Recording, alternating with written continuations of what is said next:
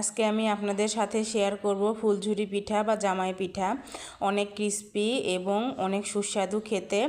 Hello guys, আসসালামু আলাইকুম। আপনারা সবাই কেমন আছেন? আলহামদুলিল্লাহ, আমি অনেক ভালো আছি। যারা আমার ফেসবুক থেকে দেখছেন তারা অবশ্যই লাইক কমেন্ট শেয়ার করে দিবেন, আর যারা ইউটিউব থেকে দেখছেন তারা চ্যানেলটি সাবস্ক্রাইব করে দিবেন। প্রথমে এখানে আমি একটা নর্মালে থাকা ডিম নিয়ে নিয়েছি, ফ্রিজ থেকে আগেই বের করে রেখেছিলাম। তারপরে এখানে আমি 1/4 কাপ চিনি দিয়েছি আর সামান্য একটি লবণ দিয়েছি এই চিনিটি ব্যালেন্স হওয়ার জন্য।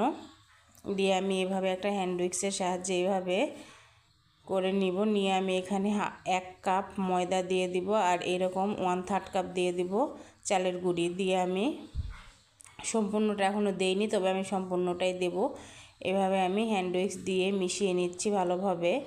এখানে যদি আপনাদের কাছে গুঁড়ো দুধ থাকে তাহলে আপনারা গুঁড়ো দুধ ব্যবহার করতে পারেন। যেহেতু আমার হাতের কাছে ছিল না, তাই আমি এখানে লিকুইড দুধ ব্যবহার করেছি, পানি না ব্যবহার করে। এখানে আমি দুধটা কিন্তু আগে থেকে জাল করে রেখেছিলাম। আপনারা চাইলে এখানে কাঁচা দুধও দিতে পারেন, সমস্যা নেই। আর যদি গুঁড়া দুধ দেন তাহলে পানি দিয়ে এই ডোটা বানালে বা ব্যাটারটা বানালেও সমস্যা নেই। তবে আমার হাতের কাছে গুঁড়ো দুধ ছিল না, গুঁড়ো দুধ দিলে যেহেতু একটু স্বাদ বেড়ে যায়, এই জন্য আমি এখানে দিয়েছি লিকুইড দুধ। দিয়ে আমি সুন্দর করে একটা ব্যাটার বানিয়ে নিব। চিতই পিঠার ব্যাটার যেরকম হয় সেই রকমই হবে এই ব্যাটারটা। খুব সুন্দর করে আমি একটা ব্যাটার বানিয়ে নিয়েছি। এই যে বন্ধুরা দেখুন কীরকম থিকনেস হয়েছে, এরকম হবে।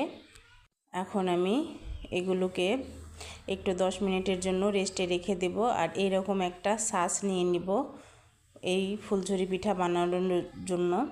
এখন আমি চুলায় একটা প্যানে তেল বসিয়ে রেখেছি গরম হওয়ার জন্য। এখানে আমি এই যে দেখুন বন্ধুরা, এইভাবে চুবিয়ে নিয়ে আমি এখানে এইভাবে ধরে রাখবো কিছুক্ষণের জন্য। এইভাবে ধরে রাখলে তারপর হাত দিয়ে এইভাবে ঝাঁকানো লাগবে।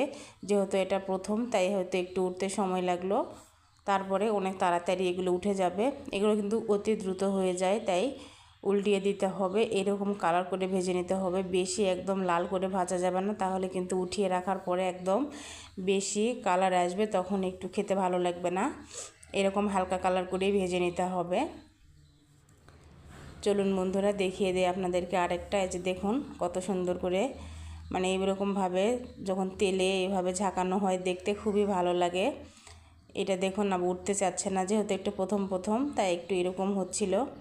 আর দেখুন একটু ব্যাটার আমার বেঁচে গিয়েছিল, ওই ছাঁচ আর হচ্ছে না, তখন কি করব, আমি যে এভাবে তেল পিঠার মতো করে বানিয়ে নিয়েছি। যারা আমার ভিডিওটি ধৈর্য সহকারে দেখেছেন তাদেরকে অসংখ্য ধন্যবাদ বন্ধুরা, এভাবে পাশে থাকার জন্য। দেখুন বন্ধুরা কত সুন্দরভাবে পিঠাগুলো আমি ভেজে নিয়েছি।